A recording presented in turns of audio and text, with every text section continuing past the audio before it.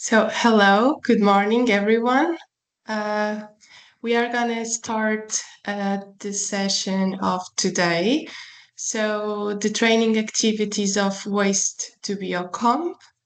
And for today, we have the Waste to Biocomp training activities.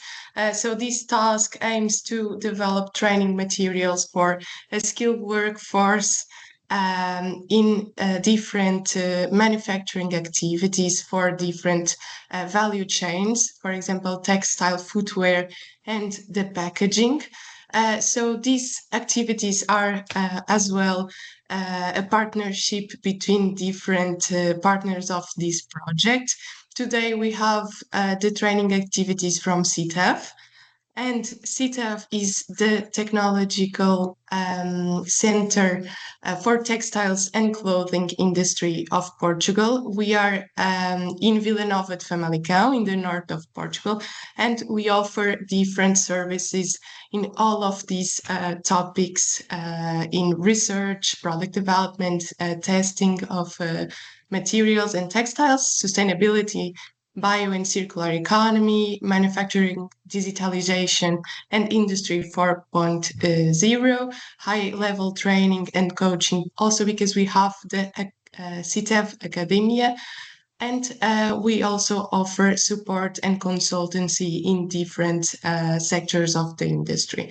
We are market-oriented also for fashion, sports, defense, mobility and transport, workwear, health, well-being, and also architecture and construction, all of the fields where textiles is applied. So if you want to discover more about CTEF, please also visit our website.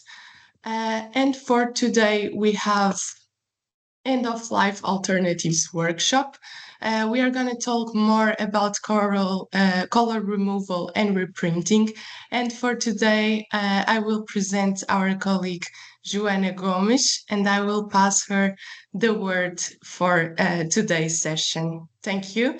And we will leave the questions and the interaction for the end. So please, if you have some doubts or some questions, please write on the chat or keep it for the end where we will open the cameras and the microphones for everyone. So thank you. And Joana, please, the floor is yours.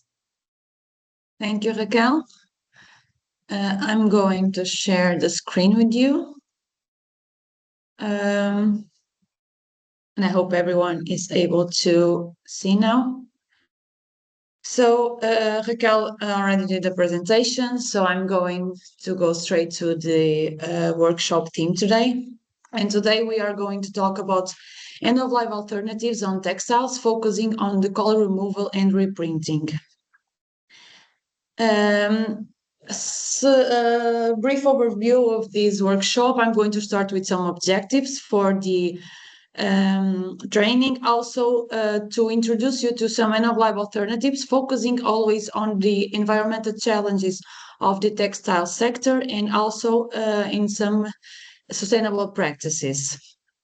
Afterwards, I'm going to talk a little bit about the color removal methods, textile reprinting and redying, the strategies that we need to take account on. And also, then I'm going to show you some case of studies from the Waste to Biocomp project and also other projects and other results that we have been gathering here at CTEF. In the end, I'm going to give you some conclusions and take-home message.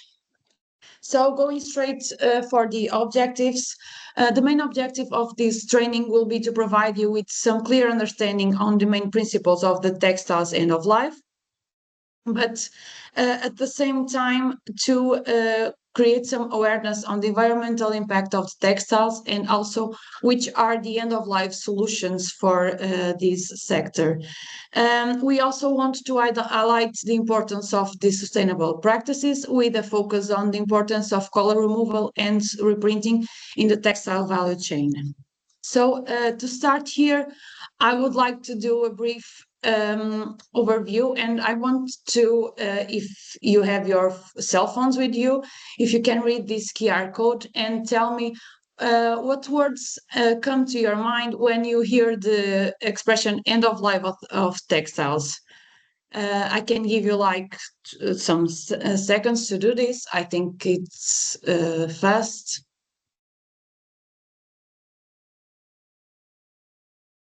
Or 1 minute or so. So then we can start with our introduction.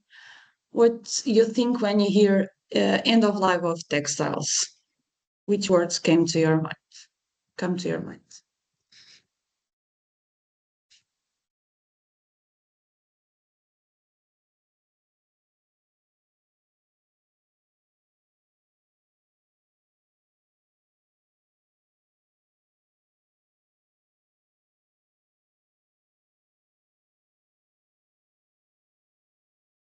And we have already here some interesting ones, which are death and disposal. And this is what we want to avoid. But I'll give you a little bit insights on this afterwards.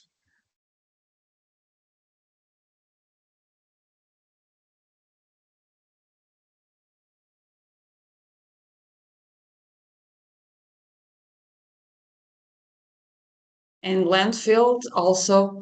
So as we see here, for the words that we already have here, we have highlights in the incineration and landfill, also garbage. And I'm going to the next slide now, starting the introduction here. And what we want is, of course, to avoid this branch here in which we have a linear model and the textiles end up in landfills or in being incinerated. So this scheme gives us a brief overview of a life cycle of a garment. Of course, it's very simplified, but we start by the raw material production or synthesis in case of the synthetic fibers, going for the textile production and its use. In the use part, we have two options, and here we have the disposal, which a textile can end up in the landfill or being incinerated, and we have the recycling and repair routes. And today we want to focus on this one, in which we have the reuse and all the recycling technologies. And what we know now is that 80% of the textiles end up being disposed today, and only 20% are recycled or repaired. And we are working to overturn this trend by creating and working toward a closed-loop textile system based on the circular economy pillars. So we want to replace the current linear model by a circular one. And now, just another small interaction moment. When you hear circular economy, what comes to your mind? What do you think when you hear the word circular economy and here applied in the textile industry?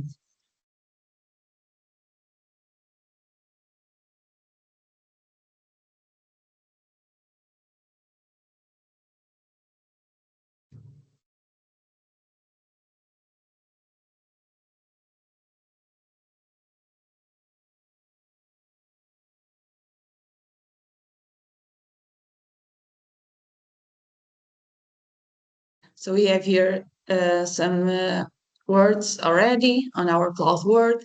And of course, recycling, repair, sustainability, all new life, all valid remanufacture also, and we are going to highlight this during today's workshop. And myself, when I hear a circular economy, I think on sustainable economic systems here in the case of the textile industry.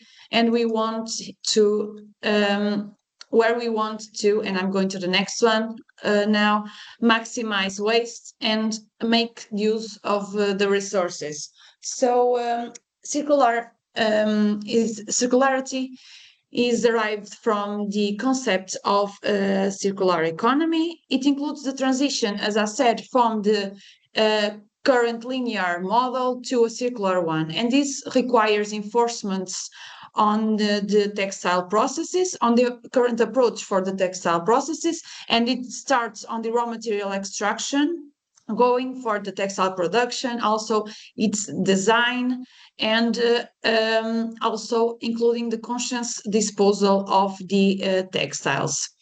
So this concept of circular economy offers new insights for achieving sustainability goals. This is our main goal here, and it's usually described by a regenerative economic model.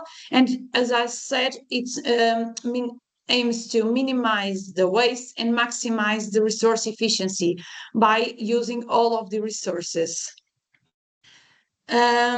So this circular model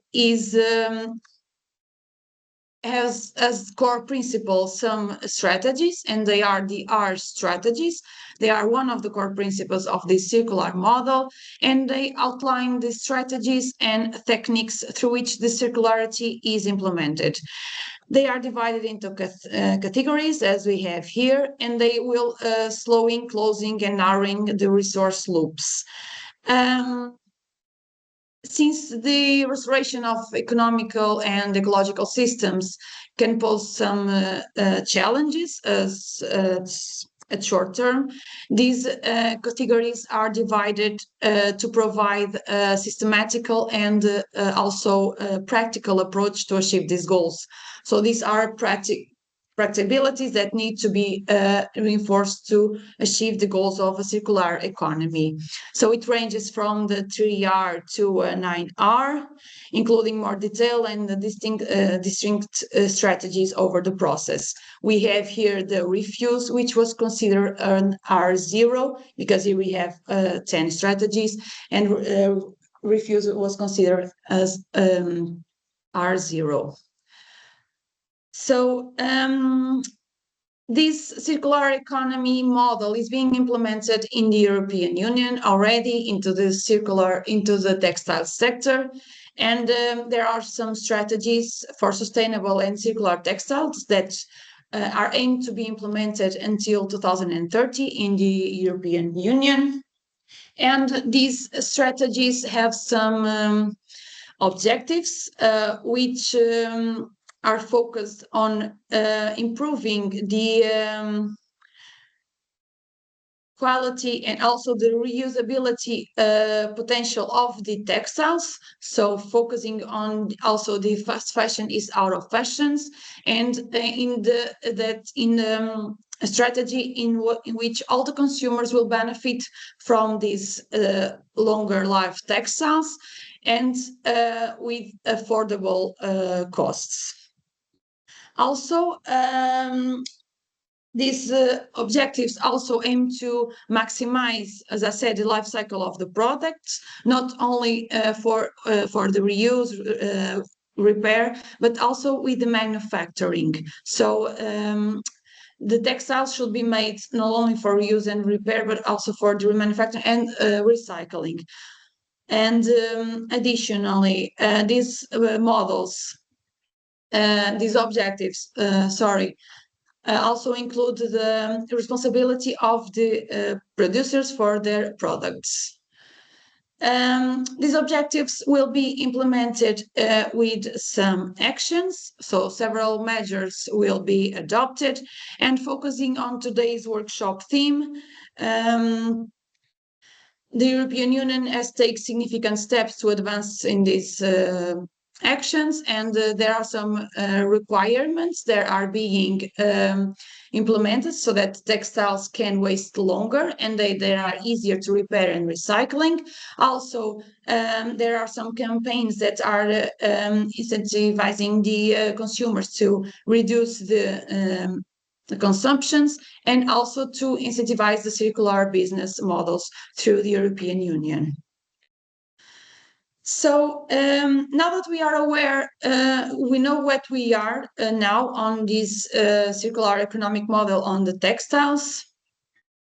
We have to understand how our today's theme, workshop theme, aligns with this circular economic model. So returning to the primary objective of this workshop, which is the end-of-life alternatives and focusing on the recycling and repair branch, that will further lead us to the color removal. The first two steps in this process are the collection and the pre-sorting of the textiles. And here in the collection, we know that 80% of all the textile waste in the European Union is from consumers, but despite only 1/4 of this textile waste ends up being separately collected for the reuse and repair. And here, to reverse this trend, and as a part of the European strategy for sustainable textiles, circular textiles, in the next year, all European Union members will be obligated to have a separation collecting systems in place for the textiles. So these, along with several campaigns that are part of these actions for the strategy, are expected to increase the amount of collected textiles by 2030.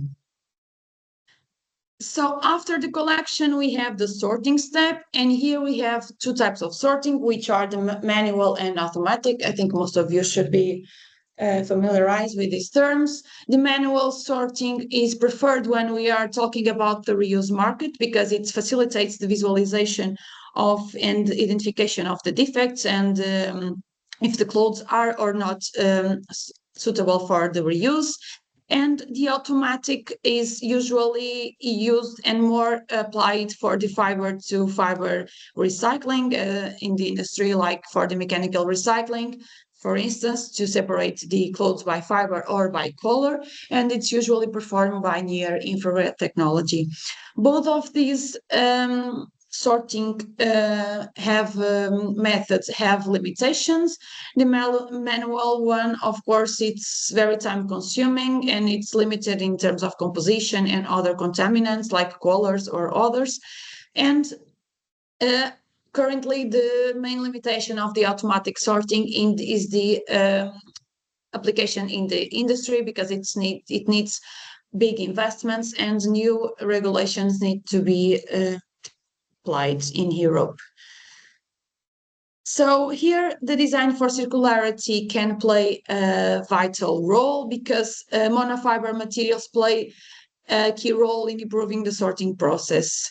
So 80% of it is known that 80% of the environmental impact of the product is determined during the design stage. So design can become a critical process in which the environmental impacts can be minimized to achieve the sustainability goals.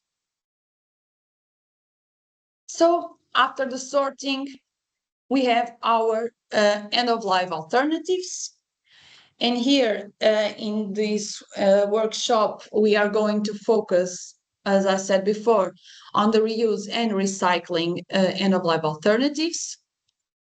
And we are now going to understand where the color removal and reprinting can be included in the value chain. Starting with the reuse, we have a lot of options for the reuse, at least some. We can resell or donate the garments when they are in good quality, when they have good quality, when they have conditions, or we can upcycle our textiles and they can be repurposed for other for application in other areas, or they can be redesigned, or we can do the upscale also, change the by changing the garment and reintroducing it in the textile value chain. We also have the recycling options, and here we have before the recycling, we usually have another sorting step where we identify the contamination with some dyes or finishes, and also in most of the technologies, we have to remove the zippers and the buttons as contaminants, as hard parts. So going for the chemical recycling, this is usually now applied for cellulosic-based materials. It's wider applied on this type of fibers. It starts with the polymerization, purification, and then the repolymerization and the respinning to produce yarns. We have thermomechanical recycling, which is usually applied to synthetic materials. It includes the shredding of the the textiles, then the thermal processing, and the melting and filament extrusion to produce new yarns. We have also mechanical recycling, which is from the three recycling technologies, the one that is currently widely implemented in the industry. And here the textiles are tiered into fibers, and we have different options because we can obtain long fibers or short fibers and dust. If we have long fibers, we can respin them into yarns. If we have short fibers, we can do the chemical recycling, other applications like biocomposites and others for not also the textile industry, but other industries. Now that I have presented you this brief scheme on the end-of-life alternatives that we want to focus for today, we want to understand where the color removal and reprinting processes can be included here. And this is our main goal. So we can color remove here, remove the color in the upcycling process, followed by the reprinting and redying of the garments or fabrics, and then we introduce them in the textile value chain. Or we can also remove color here in the recycling technology, prior to the recycling technologies, as the color removal can be used to remove the contaminants, because the color can prevent some of these recycling technologies, and also it can be seen as a contaminant. So now I think we know where we can, or where we should include our color removal technologies. We can go to the color removal methods. And here, before we talk about color removal, it is important to understand how the fabric or garment is dyed or printed. Briefly, and I'm going to do a brief explanation here because it's not the main goal of this workshop. So we have different dyeing processes, and here highlighting the dyeing. The main difference is if we are using either cellulosic or synthetic fibers, we will have different dyes or pigments, and this will lead us to different bonding. We will have either covalent bonding, hydrogen, physical entrapment. We can also have ionic bonds when we are talking about the synthetic fibers, and also these processes will be done at different temperatures. For cellulosics, we have lower temperatures, while for the synthetic, we have to go to higher temperatures, and all of this will influence our color removal process. We need to understand what happens before, so then we can go straight to the strategy, or to choose our strategy to remove either the dye or the pigment. So we need to know what is happening there. For the printing is the same, but here we have different printing methods, and we can have conventional or digital printing. The conventional printing, we have a base, and we use mostly pigments, and the base is transferred onto a textile. In the digital printing, and this is what we are doing here in the Waste to Biocomp project, we use inks, mostly pigments, but it also can be done with reactive and dispersive dyes. And here I'm going to show you some results from the Waste to Biocomp project, where we have been doing the printing with VAT dyes. So the color removal methods now. So if we have cellulosic fibers, for the removal of dyeing, we usually use chemical methods. If we have cellulosic fibers, usually the color removal is done by using chlorine, hydrogen peroxide, or hydrosulfides, and it's done between 60 and 80 degrees usually, because if we go to higher temperatures, the fiber can be attacked. And if we have synthetic fibers, we use hazard solvents like containing formaldehyde, and we go to higher temperatures, as I said. And here we have some problems, which are mostly the use of hazard substances. The methods that are currently being implemented have this major problem, and also the residual color left, which prevent us in some cases to do the upcycling of the material, and also in some cases the quality of the fibers is impaired, and it will affect either the upcycling, the reuse of the textile, or the its inclusion in the recycling, in any of the recycling value chains, by reducing the polymerization degree of the fiber too much, and we will not be able to obtain recycled materials with good quality. For the printing removal, we have also several processes currently being implemented and studied. We have mechanical, physical, and chemical ones.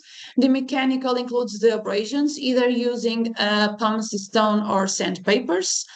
In the physical methods, we have the removal of the printing by laser, and also we have some chemicals in which ozone enzymes and some solvents are used. However, here we have the same problems, which is the residual color stays in the garments, and also the quality of the fibers is impaired in most cases, as is obviously by the mechanical methods is the most effective one, but also the most problematic one in this case. So we need to improve these processes, and this leads us to our main goal of today, which is to show you some sustainable and effective color removal and reprinting. And here I'm going to show you also some redyeing results to do the upcycling, and also to remove contaminants for the recycling of our textiles. The reprinting and redyeing is also critical, as I said in the beginning. And here we want to highlight that we need to evaluate the quality of our textiles or garments. We can do it on entire garments before the redyeing and or the reprinting. What we do here in our facilities is we remove the dye and the print. We have a blank or a whitish garment. We initially evaluate the mechanical properties. We actually do this all at the same time. We evaluate the mechanical properties after the treatment. For fabrics or for knits, we use different tests. We also evaluate the peeling formation before and after the color removal, because if we are attacking the fibers, we can impair their quality, and it's possible that we will have more peeling after the removal of the color. And also we do on daily basis, of course, the color strength evaluation and also the grayscale.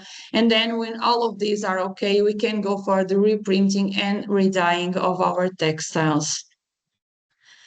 So now I'm going to show you some case studies and examples from this waste to welcome project and also others. Now that we are all aligned and we know where the color removal can be introduced on our textile value chain. So I'm going to start by showing some results from the waste to biocomp projects. Here we are working, as I said before, in printings that are made with some vat dyes. We have on your left-hand side a brief description of the samples. So we have cotton and polyester. We pre-treat this cotton and polyester with two different pre-treatments. We use either a synthetic or a natural, treatment or a natural polymer. And we use a pigment, a vat, to produce the printing. Here we tested the ozone process, the ozone treatment, and we did it either dry or in wet systems with reducing or oxidizing agents. And what we saw is that in most of the cases we were able to remove the printing, and we have here emphasis on the cotton samples. Here I have the color strengths of the fabrics before and after the color removal. And what we can say is that here the ozone treatment with a strong reducing and oxidizing agents was the method which was most successful for the cotton samples. The polyester samples, we are still working on that, but we saw that it was more effective to not immerse the samples in any of the solvents. So the wet treatment seems to be the most effective one in all the conditions tested. Still on the Waste to Biocom project, we are also testing some chemical treatments. Here we performed the assays only on the cotton fabrics. We started with, here we have 0.1% of pigment, but we are currently doing a 0.5 and others concentrations. And what we saw, we use the same pretreatments and also same pigments with aqueous-based solutions, and we were able to successfully remove the print from the fabrics. And we also compared the color strength of the fabrics after the removal of the printing with the ones of the original cotton used for the printings, and we saw that we had reduced the color strength of the fabrics. In the next slide, I'm going to show you some results here from the T-Extended project. This is an European project in which CICTEV is working on the pre-treatment processes also and the hygienization ones. And here we use also aqueous-based solutions. We prepared samples indoors. Here is not printing, is dyeing. And we dye the samples with one dye or three dyes, being that three dyes is the combinations that is usually used in commercial textiles. So we want to, of course, our work will focus always on the three dyes. And what we saw, and we have here on our results box, and we were talking about 100% cotton samples, we were able to successfully remove the color in both conditions, as we either with one dye or three dyes, and as we can see here by the color strength graphs. Visually and by morphological analysis, of course, we see here that in the three dyes, the sample looks a little bit darker, but we can see that the initial color strength from the sample prepared with three dyes is significantly higher than the other, the one with the one dye. So we also evaluated, I'm showing here also the color difference. With one dye, we will go to 44, and with three dyes, we go up to 50 or so. So we are removing a lot of color here. Of course, we need to optimize it, and depending on the final application of these textiles, we can or not work towards the removal of this color that's still left there, but those are pretty good results for us. And I'm going here, okay, highlighting the three dyes results. Now I have here some results from another project, which is BITS, Bioeconomy at Textiles. I think most all of you may have heard a little bit about this project. So here we are doing some chemical treatments. We are working with the commercial needs from a company. So this is being done in collaboration with a company. We are still doing the assays here, but we are using their needs. We are using either tiered textiles or textile pieces. And we applied our some aqueous-based solutions, always being adapted to the samples that we have. And here we were able to remove the color either from the tiered textiles or the textile pieces. And we have here the color strength graphs, and the results are pretty satisfying in both conditions. So now I'm going to show you some other results. And here is results from a master thesis that we have here CTEF, and this master thesis was focused on removing color from polyester textile waste. So here we worked. The main goal was the polyester textile wastes, but we also worked with 35%, 65% cotton polyester samples. So as for the TX Standard project, we here prepared the samples inside CTEV's facilities. We started by preparing with 1 and 3 dyes, and these results that I'm going to present to you are all from the 3 dyes textiles. So we want to highlight the best ones, and we did a DOE optimization for these treatments, also always using aqueous-based solutions. And this DOE optimization allowed us to have a 60% reduction in the chemicals, and also we were able to reduce 50% of the liquid ratio used here. These are the results that I'm going to present are the ones that were obtained after this DOE optimization. And we have here in our right-hand side. So when we have 100% polyester samples, we have here the original and after treatment, and the color strength. We were able to almost completely remove the color from the 100% polyester. The same treatment was applied for the cotton polyester after DOE optimization, and by reducing 60% of the chemicals and also 50% of the liquid ratio, we were also able to remove the color in the cotton polyester samples. So after this, after removing the optimization of these results and to be able to remove the color, we did our quality control evaluation here, and we saw that the mechanical properties were generally retained in the fabrics, with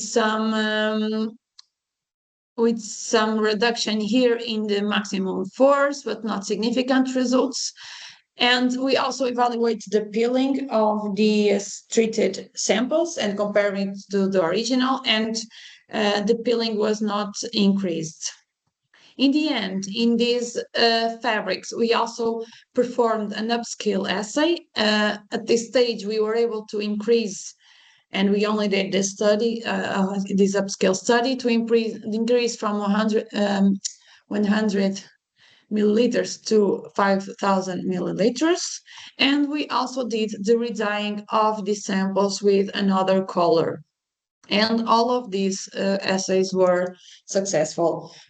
Here we have a patent pending on this. So these were really good results on the color removal from polyester using aqueous-based solutions. So another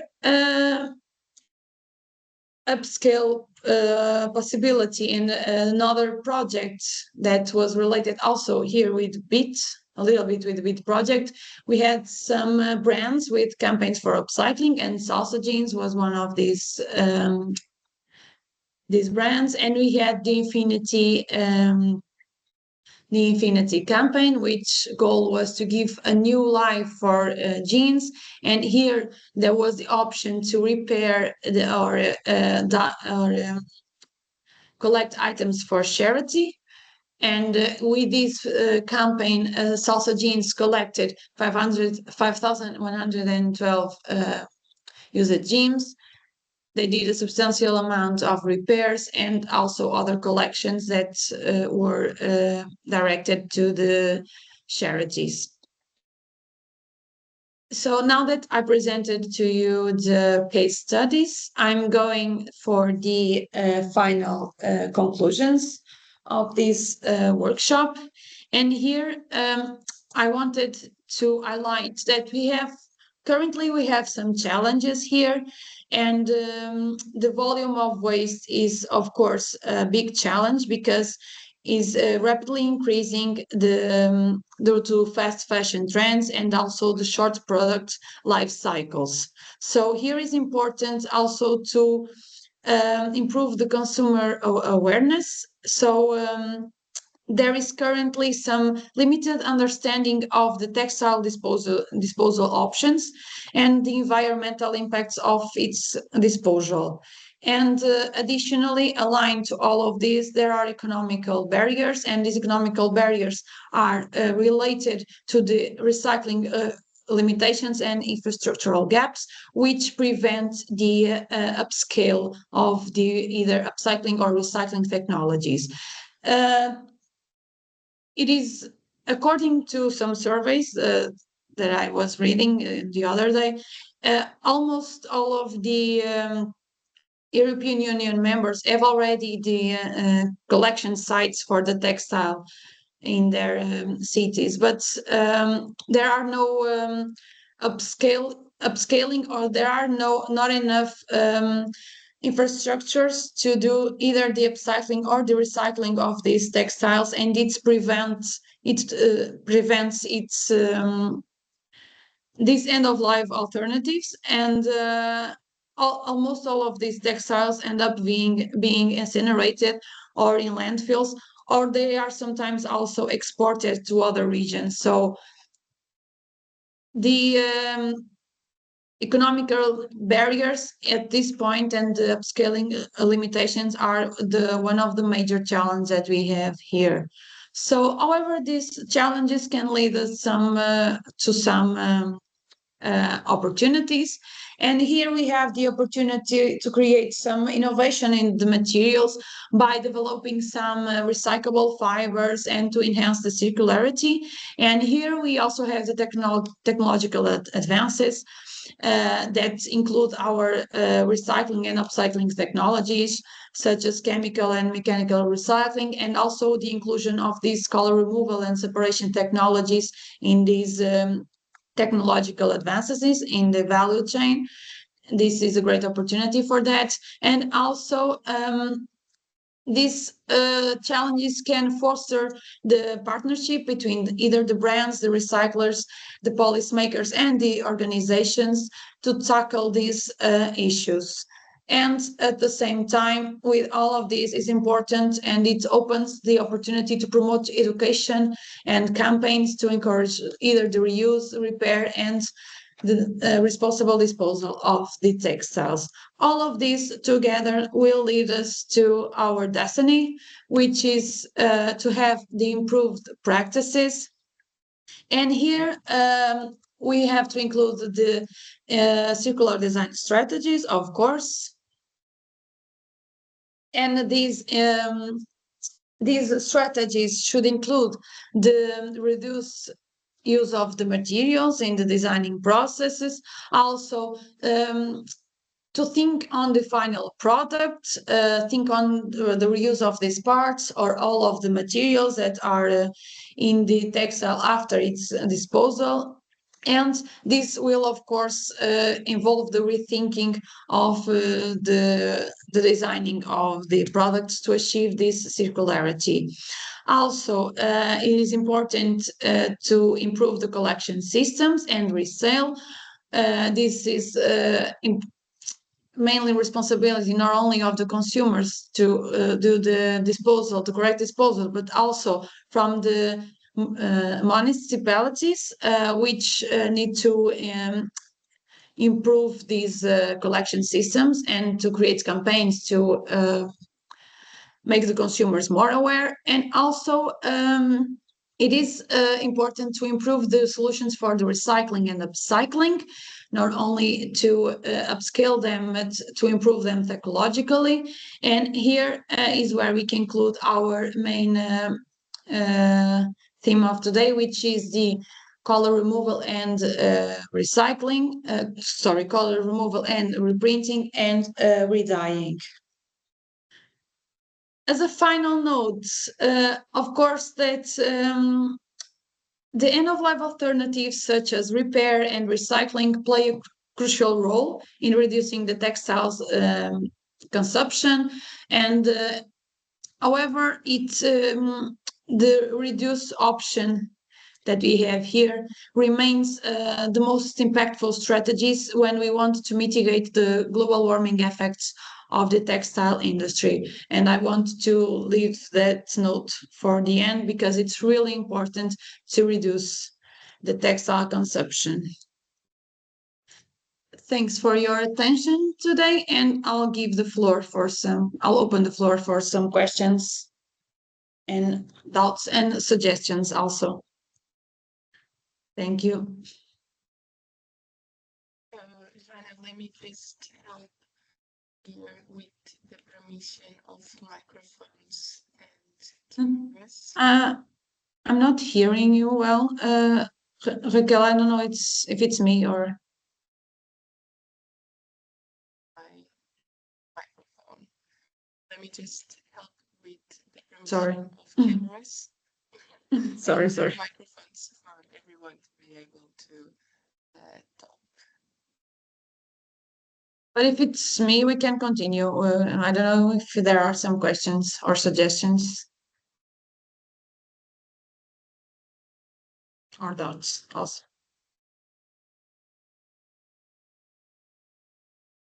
See someone writing on the chat, so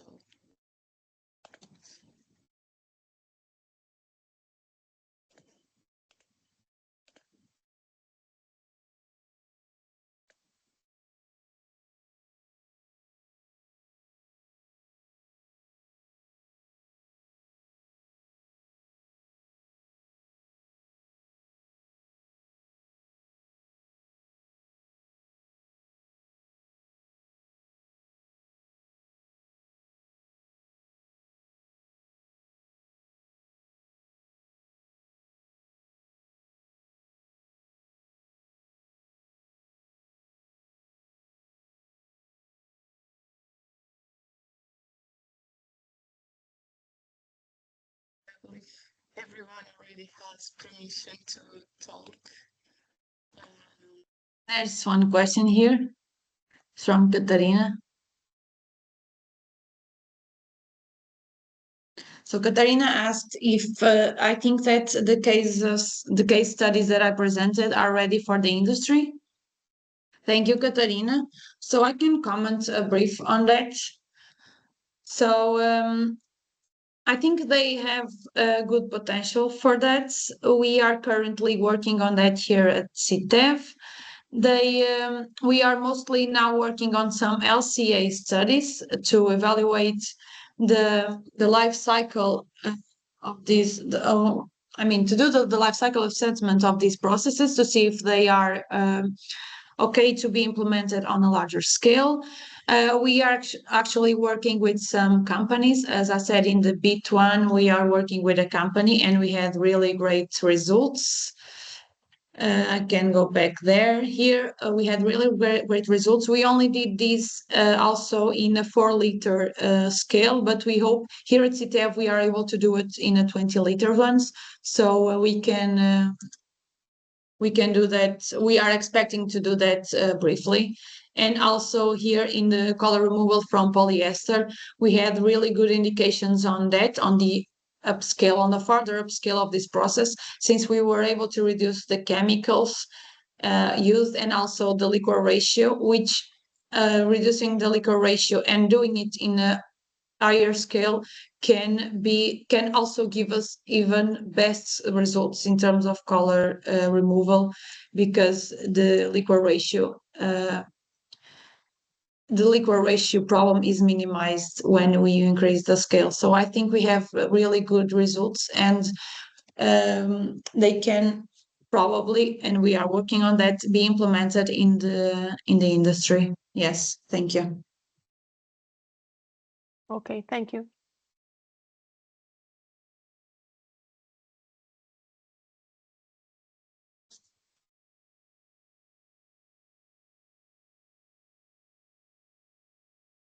If there is any other question, we should.